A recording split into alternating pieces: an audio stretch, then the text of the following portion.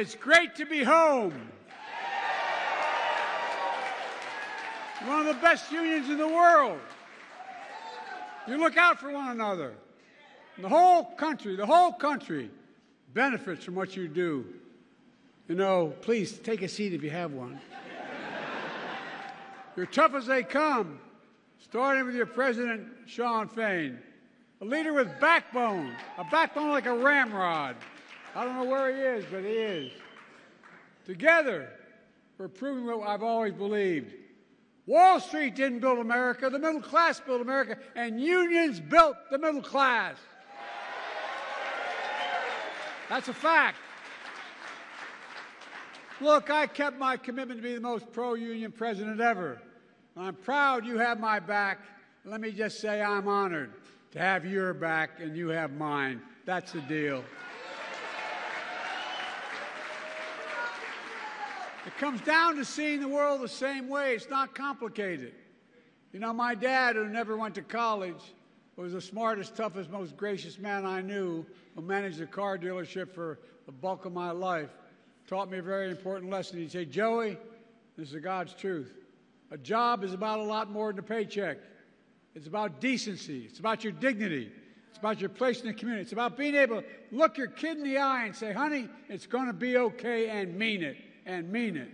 Folks, that's what the UAW is all about, and it's always been that way.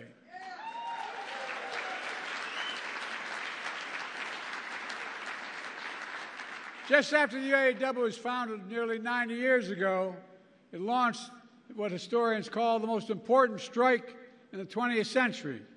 Flint, 1936. Walter Reuther organized a sit-down in the factory. They weren't sure what would happen. They were worried about getting beat up, but they were determined. They were determined. And it took 44 days, but they won the first collective bargaining victory in American history.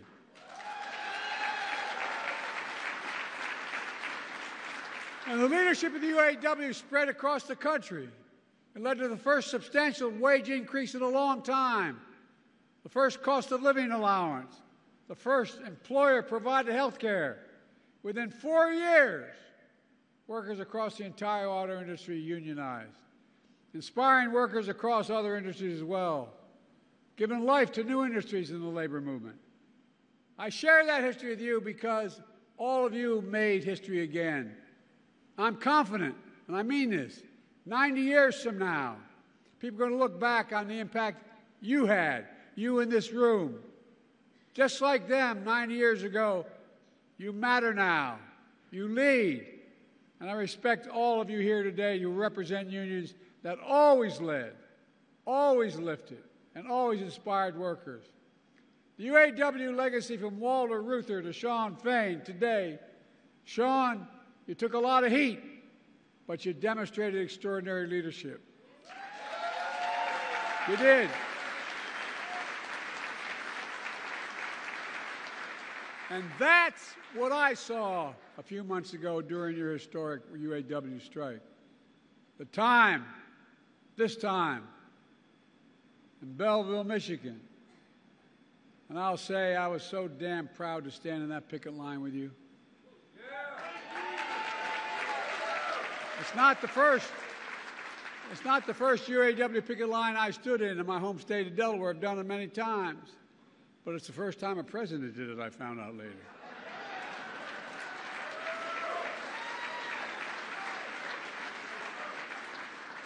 I've always fought for a strong auto industry, with UAW-built cars leading the world. This is about a simple proposition. You built these iconic companies. You built GM. You built these companies. You sacrificed to save them in the worst of times. And you deserve to benefit when these companies thrive. As Shawn said, record profits mean record contracts.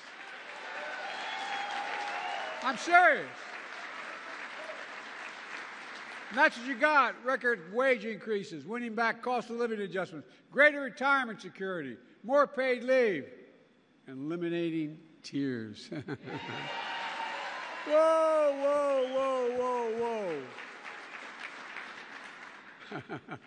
You all know my position. I'm tired. I've tried, I'm tired about jobs going overseas, having products shipped to. Look, during the Trump administration, a lot of administrations before that, what'd they do? So many people around America lost their sense of pride because whether it was an automobile company or any company at all, that factory that was there for 30 years, hiring, maybe it only had 150 people in it, but it was a heart of the community. Guess what? Corporate America found the cheapest labor in the world, and they sent the jobs to those laborers and sent the product back to us. But not anymore. We're building product here and shipping it overseas. Buy America and build America. I mean it.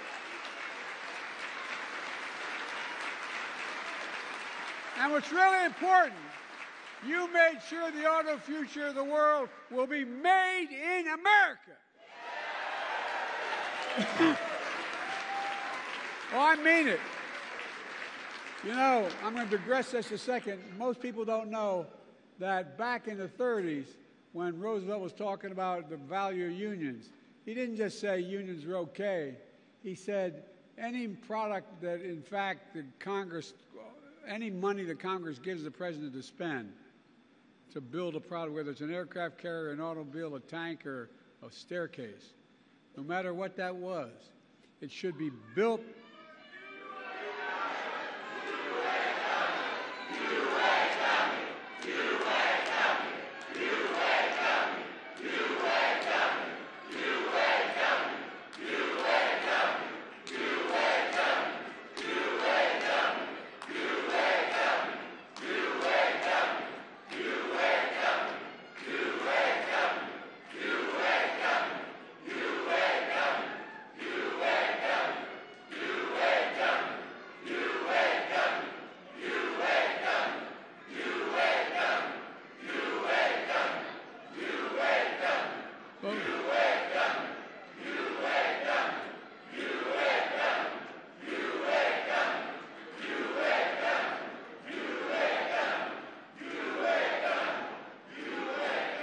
For a long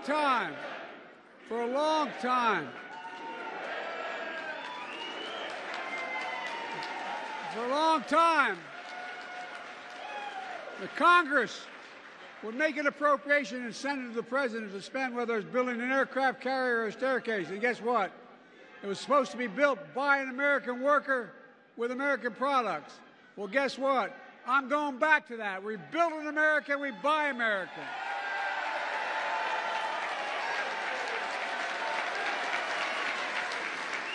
And here's what you all did.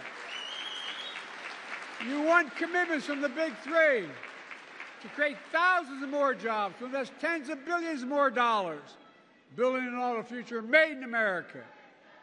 It wasn't just about what you did for the UAW workers. The fact is you've transformed the entire auto industry. That's not yet unionized, or as we call that, the UAW bump.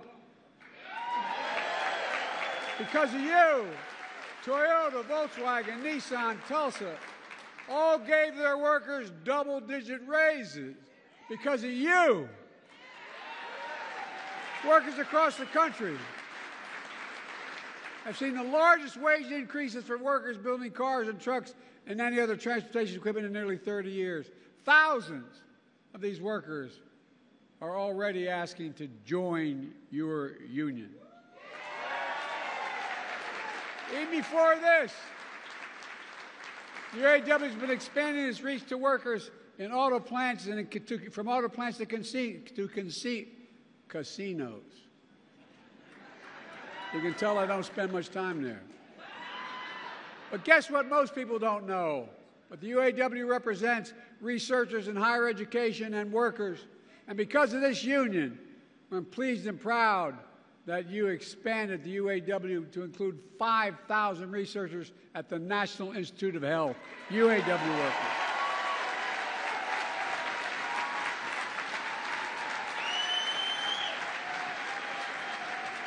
I, honest to God, have always believed that the union movement in America is important because it produces the best skilled workers in the world. That's what happens. It's good for everybody. It's good for companies. It increases the quality of the jobs, the quality of the products, and it's good for economic growth. In fact, I asked, which is unusual for a president to do, I asked the Treasury Department to do a significant study, the most comprehensive report ever, detailing how unions are good for all workers, including non-union workers, how they found that unions raise standards across workplaces and industry, improving skills and safety, pushing up wages, strengthening the benefits for everyone. It matters. It matters. It matters. And some in corporate America finally began to figure it out. And look at what we're doing. It's good for workers and companies. Since I took office, we've attracted billions of dollars in investment here in the United States. We supercharged advanced manufacturing, including electric vehicles made by union workers in America. China's determined to dominate that market with EV predominantly made in China and Chinese jobs. The previous administration was content to sit in the sidelines and let China take all these jobs. But I won't let that happen. I will not.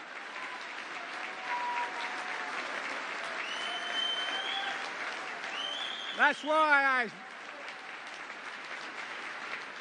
I pushed and drafted the CHIPS and Science Act, investing more than $50 billion in manufacturing semiconductors here at home.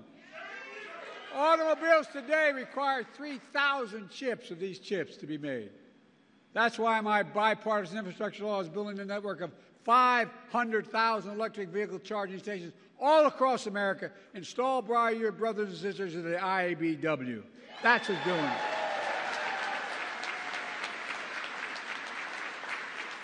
That's why the Inflation Reduction Act, which the other team, not a single person, supported, that I signed into law, dramatically, there's a dramatic incentive for the big three and other auto companies to make it here, their future here in America, with American jobs.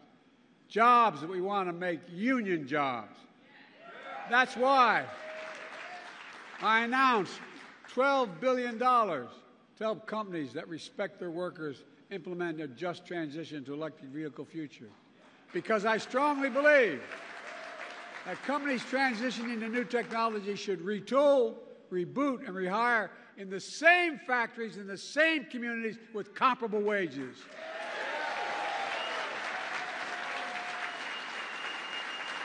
And existing union workers should have the first shot at those jobs.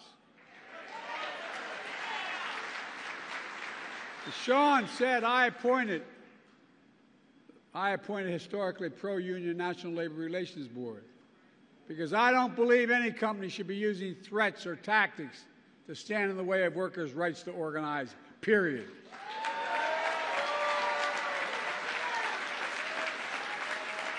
And folks,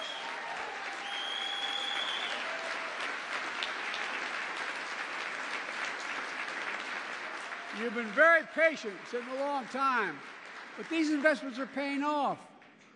Since I came to office, by the way, the last guy said he's hoping for a recession.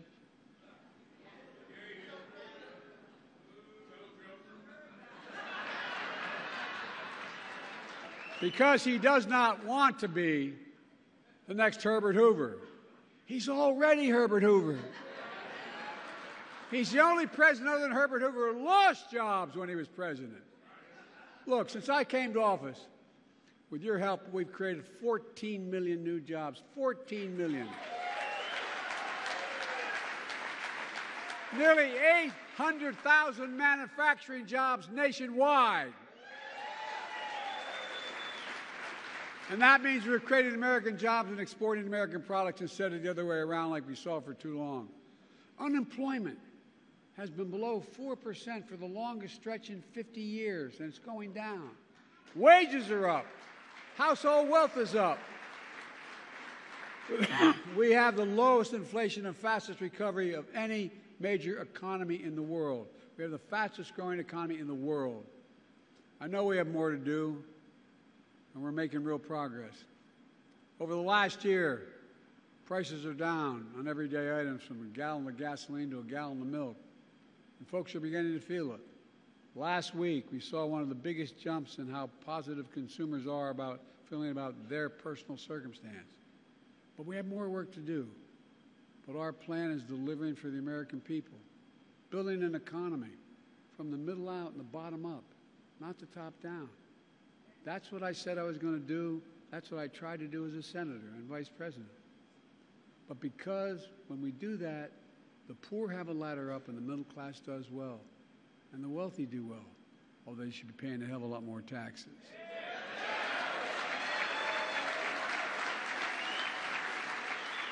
We all do well. It's called Bidenomics. If you notice, all the major economists who are talking about there's going to be a recession next week, next month, all of a sudden, they're seeing the Lord. I'm a little worried. Some of the major economists in American history are now giving me credit. It's like, oh, God, what's going on? But look, all kidding aside, this is a fundamental break from what used to be called trickle-down economics, and some Democrat presidents did as well as Republicans.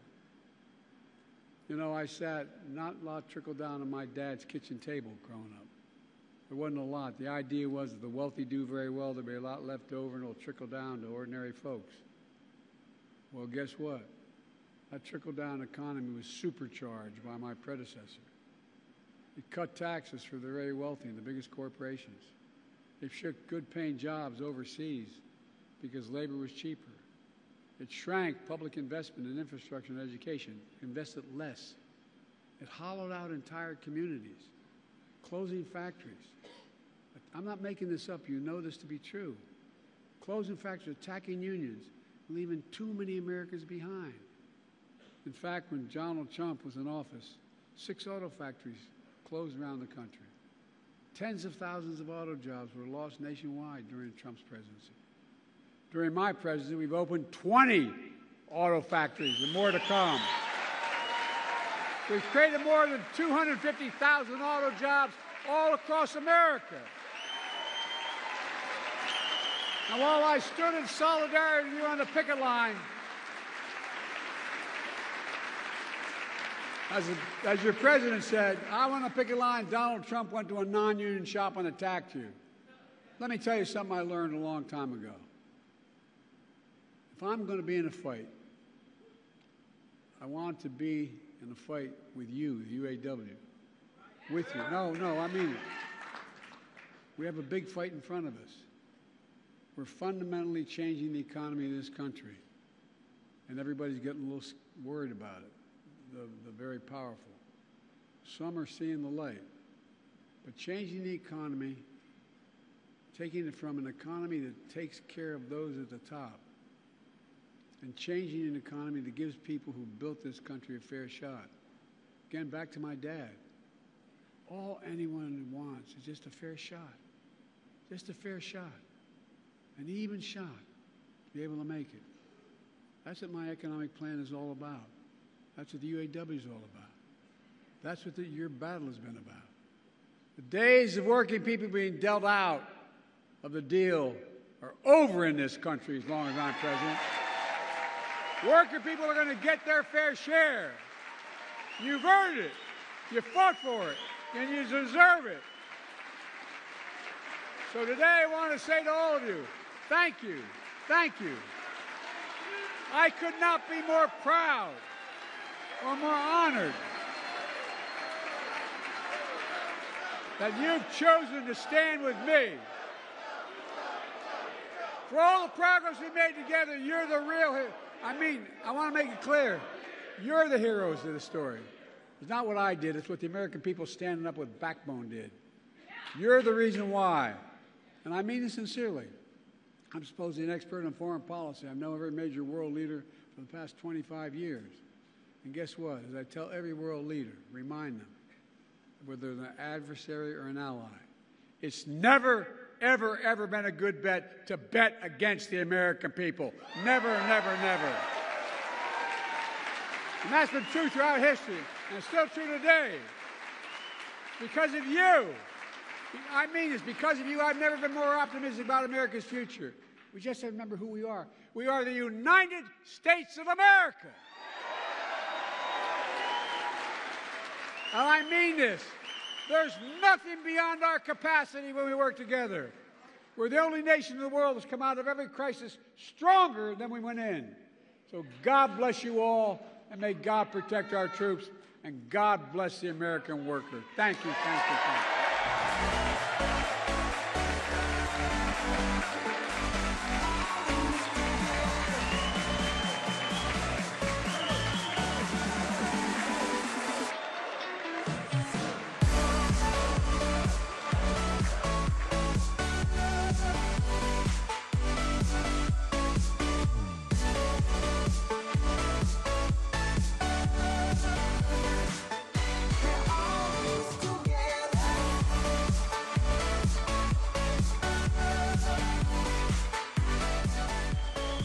Every time I'd walk out of my grandfather Finnegan's house up in Scranton, he'd yell, "Joey, keep the faith."